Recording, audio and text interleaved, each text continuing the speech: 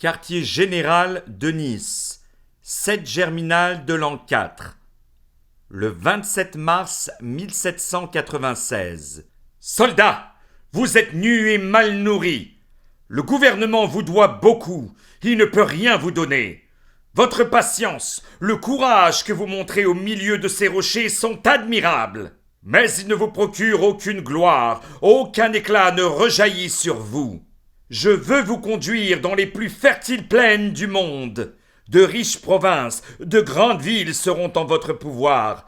Vous y trouverez honneur, gloire et richesse. Soldats d'Italie, manqueriez-vous de courage ou de constance? Quartier général Cherasco, 7 Floréal de l'an 4, le 26 avril 1796. Soldats, vous avez en 15 jours remporté 6 victoires, pris 21 drapeaux, 55 pièces de canon, plusieurs places fortes, conquis la partie la plus riche du Piémont. Vous avez fait 17 000 prisonniers, tué ou blessé plus de 10 000 hommes. Vous vous étiez jusqu'ici battus pour des rochers stériles, illustrés par votre courage, mais inutiles à la patrie. Vous égalez aujourd'hui par vos services l'armée de Hollande et du Rhin. Dénués de tout, vous avez suppléé à tout. Vous avez gagné des batailles sans canon, passé des rivières sans pont, fait des marches forcées sans souliers, bivouaqué sans eau de vie et souvent sans pain. Les phalanges républicaines, les soldats de la liberté étaient seuls capables de souffrir ce que vous avez souffert. Grâce vous en soit rendue, soldats! La patrie reconnaissante vous devra sa postérité. Et si, vainqueur de Toulon, vous présageâtes l'immortelle campagne de 1794, vos victoires actuelles en présagent une plus belle encore. Les deux armées qui naguère vous attaquaient avec audace fuient épouvantées devant vous. Les hommes pervers qui riaient de votre misère et se réjouissaient dans leurs pensées des triomphes de vos ennemis sont confondus et tremblants. Mais soldats, vous n'avez rien fait puisqu'il vous reste encore à faire. Ni Turin, ni Milan ne sont à vous. Les cendres des vainqueurs de Tarquin sont encore foulées par les assassins de Basseville. Vous étiez dénués de tout au commencement de la campagne. Vous êtes aujourd'hui abondamment pourvus. Les magasins pris à vos ennemis sont nombreux. L'artillerie de siège et de campagne est arrivée. Soldats, la patrie a droit d'attendre de vous de plus grandes choses. Justifierez-vous son attente? Les plus grands obstacles sont franchis, sans doute, mais vous avez encore des combats à livrer, des villes à prendre, des rivières à passer. En est-il encore vous dont le courage s'amollisse? En est-il qui préférerait retourner sur les sommets de l'Apennin et des Alpes, essuyer patiemment les injures de cette soldatesque esclave? Non. Il n'en est point parmi les vainqueurs de Montenotte, de Millesimo, de Dego et de Mondovi. Tous brûlent de porter au loin la gloire du peuple français. Tous veulent humilier les rois orgueilleux qui osaient méditer de nous donner des fers. Tous veulent dicter une paix glorieuse et qui indemnise la patrie des sacrifices immenses qu'elle a faits. Tous veulent, en rentrant dans leur village, pouvoir dire avec fierté « J'étais de l'armée conquérante de l'Italie !» Amis, je vous la promets cette conquête, mais il est une condition que vous jurez de remplir. C'est de respecter les peuples que vous délivrez, c'est de réprimer les pillages horribles auxquels se portent des scélérats suscités par vos ennemis. Sans cela, vous ne seriez pas les libérateurs des peuples. Vous en seriez les fléaux. Vous ne seriez pas l'honneur du peuple français. Il vous désavouerait. Vos victoires, votre courage, votre succès, le sang de vos frères morts au combat, tout serait perdu, même l'honneur et la gloire. Quant à moi et aux généraux qui ont votre confiance, nous rougirions à commander à une armée sans discipline, sans frein, qui ne connaîtrait de loi que la force. Mais investi de l'autorité nationale, fort de la justice et par la loi, Je saurais faire respecter à ce petit nombre d'hommes sans courage et sans cœur les lois de l'humanité et de l'honneur qu'ils foulent aux pieds. Je ne souffrirai pas que des brigands souillent vos lauriers. Les pillards seront impitoyablement fusillés. Déjà plusieurs l'ont été. J'ai eu lieu de remarquer avec plaisir l'empressement avec lequel les bons soldats de l'armée se sont portés pour faire exécuter les ordres. Je ferai exécuter à la rigueur le règlement que j'ai fait mettre à l'ordre. Peuple de l'Italie, l'armée française vient pour rompre vos chaînes. Le peuple français est l'ami de tous les peuples. Venez avec confiance au-devant d'elle. Vos propriétés, votre religion et vos usages seront respectés. Nous faisons la guerre en ennemis généreux, et nous n'en voulons qu'aux tyrans qui vous asservissent. Corona, Italie, le 17 Brumaire de l'an 5, le 7 novembre 1796. Soldats, je ne suis pas content de vous. Vous n'avez montré ni discipline, ni constance, ni bravoure. Aucune position n'a pu vous rallier. Vous vous êtes abandonné à une terreur panique. Vous vous êtes laissé chasser de position où une poignée de braves devait arrêter une armée. Soldats de la 39e et de la 85e, vous n'êtes pas des soldats français. Général, chef d'état-major, faites écrire sur les drapeaux. Ils ne sont plus de l'armée d'Italie. Milan, Italie, le 26 Messidor de l'an 5, le 14 juillet 1797. Soldats, c'est aujourd'hui l'anniversaire du 14 juillet. Vous voyez devant vous les noms de nos compagnons d'armes morts au champ d'honneur pour la liberté de la patrie. Ils vous ont donné l'exemple. Vous vous devez tout entier à la République. Vous vous devez tout entier au bonheur de 30 millions de Français. Vous vous devez tout entier à la gloire de ce nom qui a reçu un nouvel éclat par vos victoires. Soldats, je sais que vous êtes profondément affectés des malheurs qui menacent la patrie. Mais la patrie ne peut courir de danger réel. Les mêmes hommes qui l'ont fait triompher de l'Europe coalisée sont là. Des montagnes nous séparent de la France. Vous les franchiriez avec la rapidité de l'aigle s'il le fallait, pour maintenir la Constitution, défendre la liberté, protéger le gouvernement et les républicains. Soldats, le gouvernement veille sur le dépôt des lois qui lui est confié. Les royalistes, dès l'instant qu'ils se montreront, auront vécu. Soyez sans inquiétude, jurons sur nos nouveaux drapeaux. Guerre implacable aux ennemis de la République et de la Constitution. Quartier général, à bord de l'Orient, le 4 Messidor de l'an 6, le 22 juin 1798. Soldats, vous allez entreprendre une conquête dont les effets sur la civilisation et le commerce du monde sont incalculables. Vous porterez à l'Angleterre le coup le plus sûr et le plus sensible, en attendant que vous puissiez lui donner le coup de mort. Nous ferons quelques marches fatigantes, nous livrerons plusieurs combats, nous réussirons dans toutes nos entreprises. Les destins sont pour nous. Les beys mamelouks, qui favorisent exclusivement le commerce anglais, qui ont couvert d'avanie nos négociants et tyrannisent les malheureux habitants du Nil, quelques jours après notre arrivée, n'existeront plus. Les peuples avec lesquels nous allons vivre sont mahométans.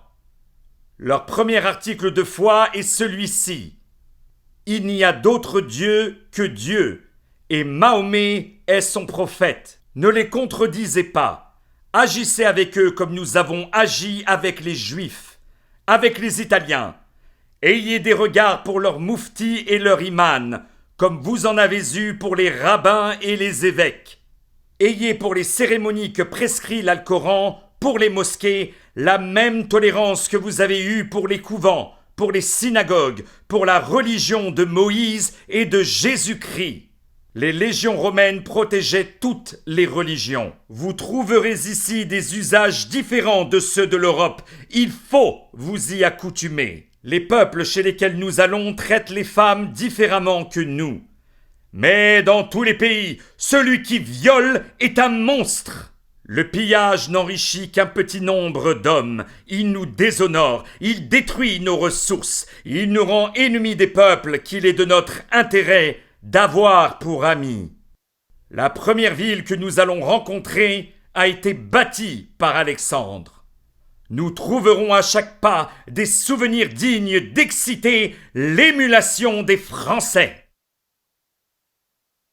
Quartier général, devant Saint-Jean d'Acre, le 28 Floréal de l'an 7, le 17 mai 1799.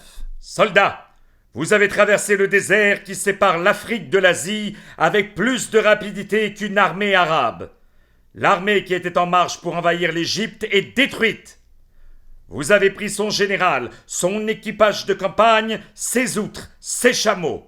Vous vous êtes emparés de toutes les places fortes qui défendent les puits du désert. Vous avez dispersé au champ du mont Tabor cette nuée d'hommes accourus de toutes les parties de l'Asie dans l'espoir de piller l'Égypte. Les 30 vaisseaux que vous avez vus arriver devant Acre il y a 12 jours portaient l'armée qui devait assiéger Alexandrie.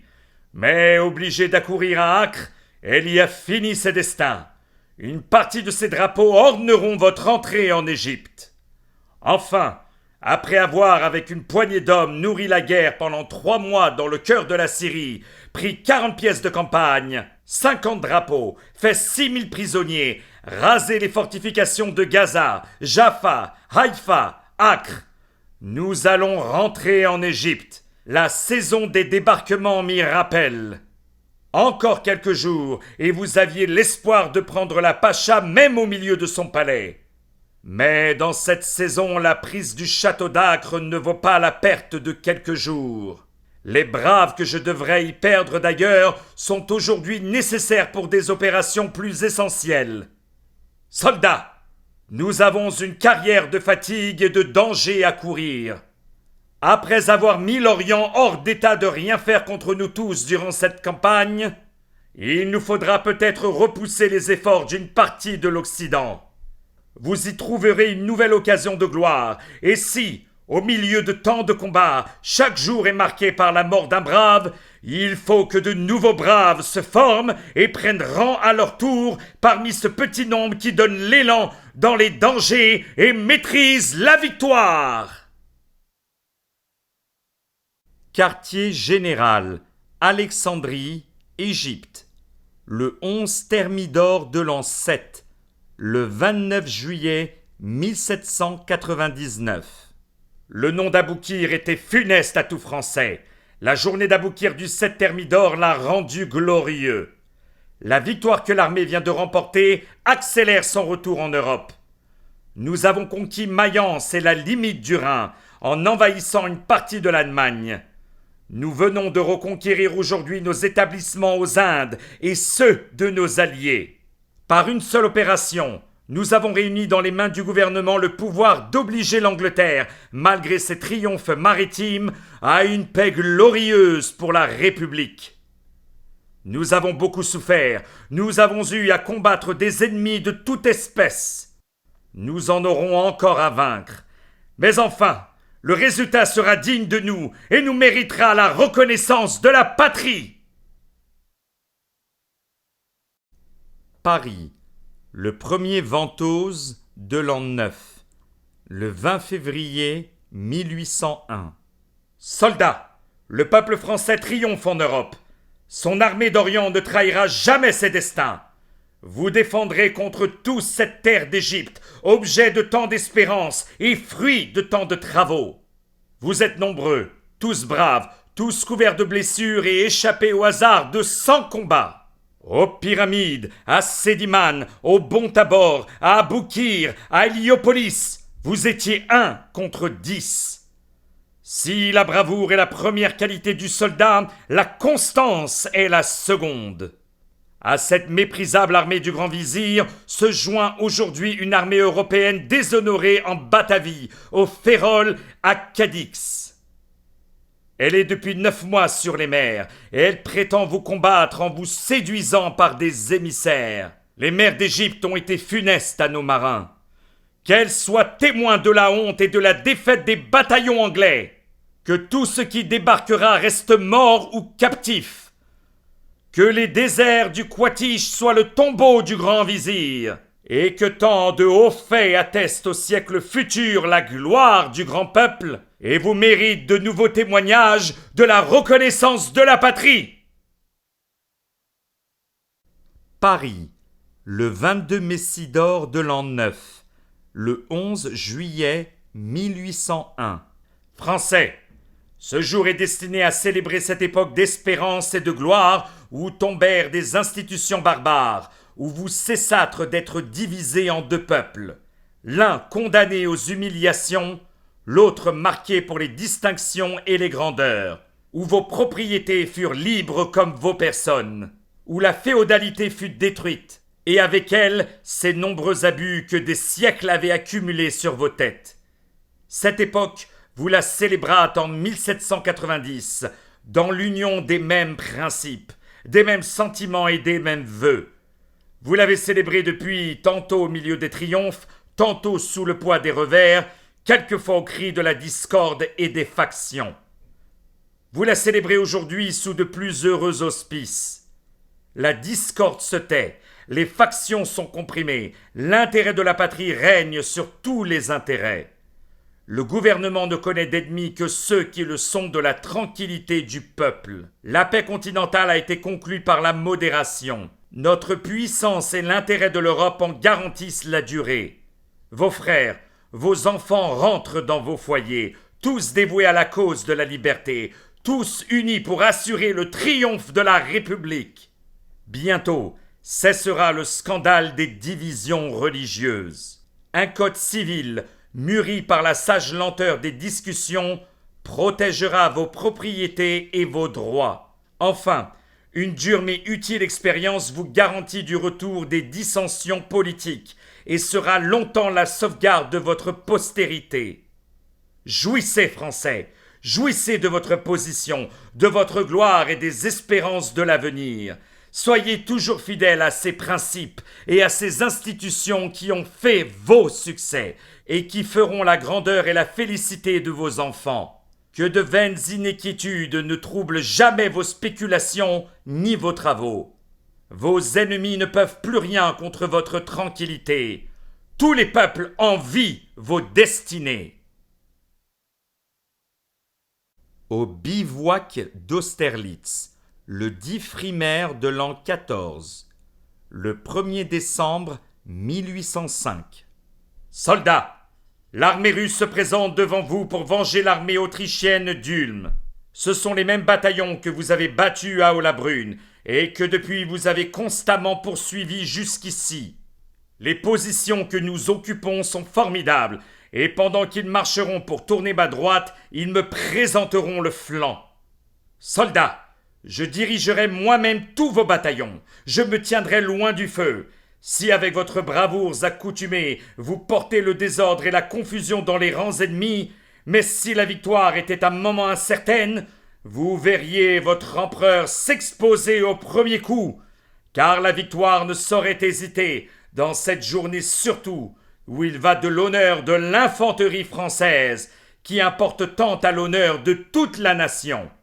Que sous le prétexte d'emmener les blessés, on ne dégarnisse pas les rangs, et que chacun soit bien pénétré de cette pensée, qu'il faut vaincre ces stipendiés de l'Angleterre qui sont animés d'une si grande haine contre notre nation. Cette victoire finira notre campagne, et nous pourrons reprendre nos quartiers d'hiver, où nous serons joints par les nouvelles armées qui se forment en France. Et alors, la paix que je ferai sera digne de mon peuple, de vous et de moi. Austerlitz, le 12 Frimaire de l'an 14, le 3 décembre 1805. Soldats, je suis content de vous. Vous avez à la journée d'Austerlitz justifié tout ce que j'attendais de votre intrépidité. Vous avez décoré vos aigles d'une immortelle gloire. Une armée de 100 000 hommes, commandée par les empereurs de Russie et d'Autriche, a été en moins de 4 heures ou coupée ou dispersée. Ce qui a échappé à votre fer s'est noyé dans les lacs. 40 drapeaux, les étendards de la garde impériale de Russie, 120 pièces de canon, 20 généraux, plus de 30 000 prisonniers sont le résultat de cette journée à jamais célèbre. Cette infanterie tant vantée et en nombre supérieur n'a pu résister à votre choc. Et désormais vous n'avez plus de rivaux à redouter. Ainsi, en 2 mois, cette 3e coalition a été vaincue et dissoute. La paix ne peut plus être éloignée. Mais comme je l'ai promis à mon peuple, avant de passer le Rhin, je ne ferai qu'une paix qui nous donne des garanties et assure des récompenses à nos alliés. Soldats, lorsque le peuple français plaça sur ma tête la couronne royale, je me confiais à vous pour la maintenir toujours dans ce haut éclat de gloire qui seul pouvait lui donner du prix à mes yeux. Mais dans le même moment, nos ennemis pensaient à la détruire et à l'avilir. Et cette couronne de fer, conquise par le sang de tant de Français, ils voulaient m'obliger à la placer sur la tête de nos plus cruels ennemis. Projet téméraire et insensé que le jour même de l'anniversaire du couronnement de votre empereur, vous avez anéanti et confondu. Vous leur avez appris qu'il est plus facile de nous braver, de nous menacer, que de nous vaincre. Soldats, lorsque tout ce qui est nécessaire pour assurer le bonheur et la postérité de notre patrie sera accompli, je vous ramènerai en France. Là, vous serez l'objet de nos plus tendres sollicitudes. Mon peuple vous reverra avec joie. Il vous suffira de dire « J'étais à la bataille d'Austerlitz » pour que l'on réponde « Voilà un brave !» Camp impérial de Lutzen, le 3 mai 1813. Soldats, je suis content de vous. Vous avez rempli mon attente. Vous avez suppléé à tout par votre bonne volonté et par votre bravoure. Vous avez dans la journée du 2 mai 1813 défait et mis en déroute les armées russes et prussiennes commandées par l'empereur Alexandre et le roi de Prusse. Vous avez ajouté un nouveau lustre à la gloire de mes aigles. Vous avez montré tout ce dont est capable le sang français. La bataille de Lutzen sera mise au-dessus des batailles d'Austerlitz, d'Iéna, de Friedland et de la Moskova. Dans la campagne passée, l'ennemi n'a trouvé de refuge contre nos armes qu'en suivant la méthode féroce des barbares, ses ancêtres. Des armées de Tartares ont incendié des campagnes, des villes, la sainte Moscou elle-même. Aujourd'hui arrivés dans nos contrées, précédés de tout ce que l'Allemagne, la France et l'Italie ont de mauvais sujets et de déserteurs, pour y prêcher la révolte, l'anarchie, la guerre civile, le meurtre. Ils se sont fait les apôtres de tous les crimes. C'est un incendie moral qui voulait allumer entre la Vistule et le Rhin, pour, selon l'usage des gouvernements despotiques, mettre des déserts entre nous et eux, les insensés. Ils connaissent peu l'attachement à leur souverain, la sagesse, l'esprit d'ordre et le bon sens des Allemands. Ils connaissent peu la puissance et la bravoure des Français. Dans une seule journée, vous avez déjoué tous ces complots parricides. Nous rejetterons les Tartares dans leur affreux climat qu'ils ne doivent pas franchir, qu'ils restent dans leur désert glacé, séjour d'esclavage, de barbarie et de corruption, où l'homme est ravalé à l'égal de la brute. Vous avez bien mérité de l'Europe civilisée. Soldats, l'Italie, la France, l'Allemagne vous rendent des actions de grâce.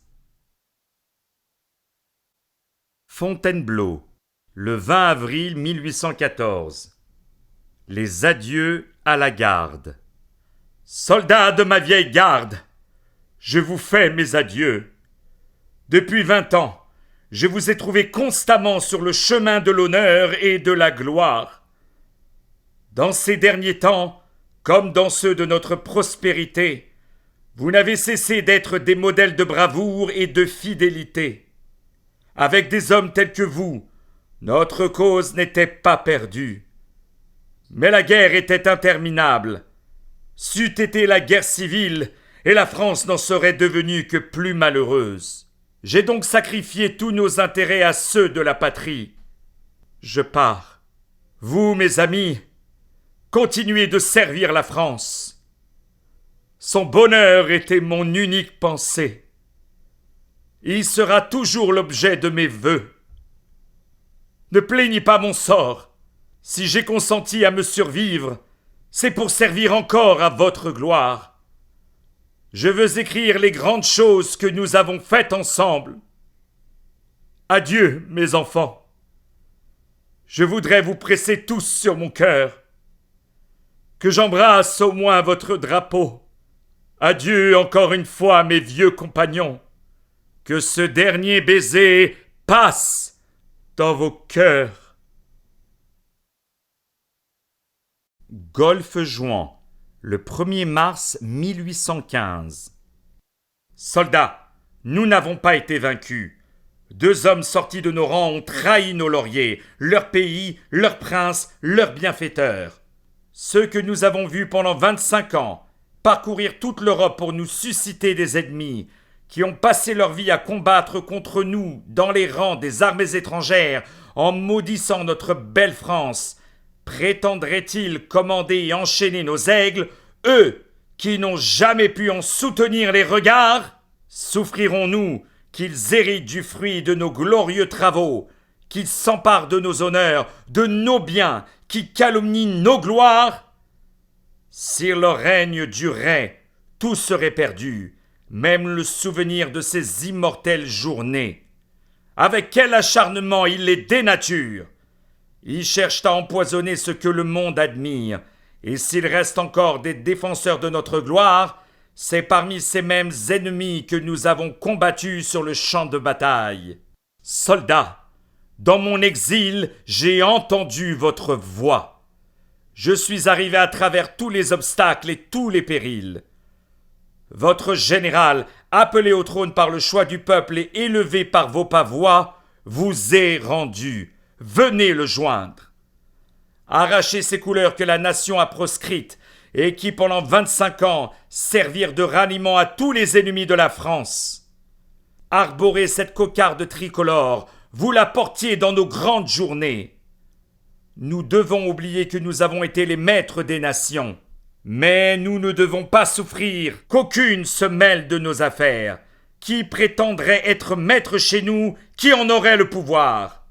Reprenez ces aigles que vous aviez à Ulm, à Austerlitz, à Iéna, à Eylau, à Friedland, à Tudela, à Ekmul, à Itzling, à Wagram, à Smolensk, à la Moskova, à Lutzen, à Würchen, à Montmirail. Pensez-vous que cette poignée de Français aujourd'hui si arrogants puisse en soutenir la vue? Ils retourneront d'où ils viennent, et là, s'ils le veulent, ils régneront comme ils prétendent avoir régné pendant 19 ans. Vos rangs, vos biens, votre gloire, les biens, les rangs et la gloire de vos enfants n'ont pas de plus grands ennemis que ces princes que les étrangers nous ont imposés. Ils sont les ennemis de notre gloire, puisque le récit de tant d'actions héroïques qui ont illustré le peuple français combattant contre eux pour se soustraire à leur joug est leur condamnation. Les vétérans des armées de Sambre et Meuse, du Rhin, d'Italie, d'Égypte, de l'Ouest, de la Grande Armée sont tous humiliés. Leurs honorables cicatrices sont flétries. Leur succès serait des crimes. Ces braves seraient des rebelles si, comme le prétendent les ennemis du peuple, les souverains légitimes étaient au milieu des armées étrangères. Les honneurs, les récompenses, leurs affections sont pour ceux qui les ont servis contre la patrie et contre nous. Soldats, venez vous ranger sous les drapeaux de votre chef. Son existence ne se compose que de la vôtre. Ses droits ne sont que ceux du peuple et les vôtres. Son intérêt, son honneur et sa gloire ne sont autres que votre intérêt, votre honneur et votre gloire. la victoire marchera au pas de charge. L'aigle, avec les couleurs nationales, volera de clocher en clocher jusqu'autour de Notre-Dame. Alors vous pourrez montrer avec honneur vos cicatrices. Alors vous pourrez vous vanter de ce que vous aurez fait. Vous serez les libérateurs de la patrie. Dans votre vieillesse, entourés et considérés de vos concitoyens, ils vous entendront avec respect raconter vos hauts faits. Vous pourrez dire avec orgueil « Et moi aussi, je faisais partie de cette grande armée qui est entrée 2 fois dans les murs de Vienne, dans ceux de Rome, de Berlin, de Madrid, de Moscou, et qui a délivré Paris de la souillure que la trahison et la présence de l'ennemi y ont empreinte. Honneur à ces braves soldats, la gloire de la patrie, et honte éternelle aux Français criminels, dans quelque rang que la fortune les ait fait naître, qui combattirent 25 ans avec l'étranger pour déchirer le sein de la patrie. Paris, le 21 mars 1815. Soldats, je suis venu avec 600 hommes en France, parce que je comptais sur l'amour du peuple et sur le souvenir des vieux soldats. Je n'ai pas été trompé dans mon attente. Soldats, je vous en remercie. La gloire de ce que nous venons de faire est tout au peuple et à vous. La mienne se réduit à vous avoir connu et apprécié. Soldats, voilà les officiers du bataillon qui m'a accompagné dans mon malheur. Ils sont tous mes amis. Ils étaient chers à mon cœur. Toutes les fois que je les voyais, ils me représentaient les différents régiments de l'armée. Dans mes 600 braves, il y a des hommes de tous les régiments. Tous me rappelaient ces grandes journées dont le souvenir m'est si cher, car toutes sont couvertes d'honorables cicatrices reçues à ces batailles mémorables. En les aimant, c'est vous tous, soldats de l'armée française, que j'aimais. Ils vous rapportent ces aigles, qu'elles vous servent de ralliement. En les donnant à la garde, je les donne à toute l'armée. La trahison et des circonstances malheureuses les avaient couvertes d'un voile funèbre. Mais grâce au peuple français et à vous, elles reparaissent resplendissantes de toute leur gloire. Jurez qu'elles se trouveront toujours et partout où l'intérêt de la patrie les appellera. Que les traîtres et ceux qui voudraient envahir notre territoire n'en puissent jamais soutenir les regards. Avesnes, le 14 juin 1815. Soldats, c'est aujourd'hui l'anniversaire de Marengo et de Friedland, qui décidèrent 2 fois du destin de l'Europe. Alors, comme après Austerlitz, comme après Wagram, nous fûmes trop généreux. Nous crûmes aux protestations et aux serments des princes que nous laissâmes sur le trône. Aujourd'hui, cependant, coalisés contre nous, ils en veulent à l'indépendance et aux droits les plus sacrés de la France. Ils ont commencé la plus injuste des agressions. Marchons donc à leur rencontre. Eux et nous ne sommes plus les mêmes hommes? Soldats, à Iéna, contre les mêmes Prussiens aujourd'hui si arrogants, vous étiez 1 contre 3. À Montmirail, 1 contre 6. Que ceux d'entre eux qui vous ont été prisonniers des Anglais vous fassent le récit de leurs pontons et des maux affreux qu'ils ont soufferts. Les Saxons, les Belges, les Hanovriens, les soldats de la Confédération du Rhin gémissent d'être obligés de prêter leurs bras à la cause des princes ennemis de la justice et des droits de tous les peuples. Ils savent que cette coalition est insatiable. Après avoir dévoré 12 millions de Polonais, 12 millions d'Italiens, 1 million de Saxons, 6 millions de Belges, elle devra dévorer les États de 2e ordre de l'Allemagne. Les insensés, un moment de postérité les aveugle. L'oppression et l'humiliation du peuple français sont hors de leur pouvoir. S'ils entrent en France, ils y trouveront leur tombeau. Soldats, nous avons des marches forcées à faire, des batailles à livrer, des périls à courir. Mais avec de la constance, la victoire sera à nous. Les droits, l'honneur et le bonheur de la patrie seront reconquis. Pour tout Français qui a du cœur, le moment est arrivé de vaincre ou de périr. Palais de l'Élysée, le 22 juin 1815. Français, en commençant la guerre pour soutenir l'indépendance nationale, je comptais sur la réunion de tous les efforts, de toutes les volontés, et sur le concours de toutes les autorités nationales.